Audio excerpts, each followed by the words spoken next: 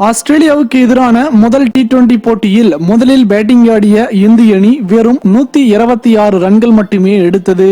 127 ரன்கள் என்ற இலக்குடன் களமிறங்கிய ஆஸ்திரேலிய அணி 5 ரன்களுக்கு உள்ளாக 2 விக்கெட்டுகளை இழந்த போதிலும் மேக்ஸ்வெல்லும் ஷாட்டும் இணைந்து அணியை சரிவில் இருந்து மீட்டெடுத்து வெற்றி நோக்கி அழைத்து சென்றனர்.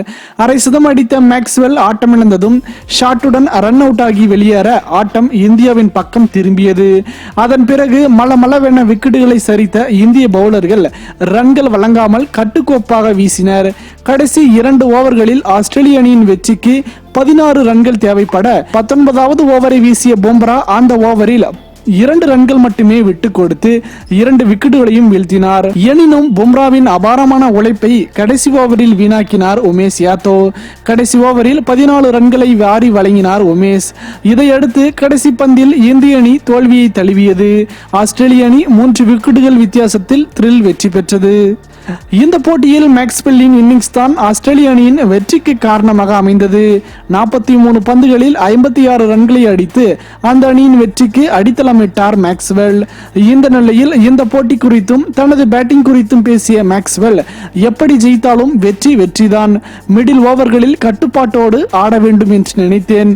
டார்சி ஷாட்டுடன் நான் அமைத்தது நல்ல பார்ட்னர்ஷிப். நல்ல வேளையாக நாங்கள் விரைவில் விக்கெட்டை இழக்கவில்லை. T20 போட்டியில் 4ஆம் வரிசையில் பேட்டிங் செய்வது எனக்கு வசதியானது என்றார் மேக்ஸ்வெல்.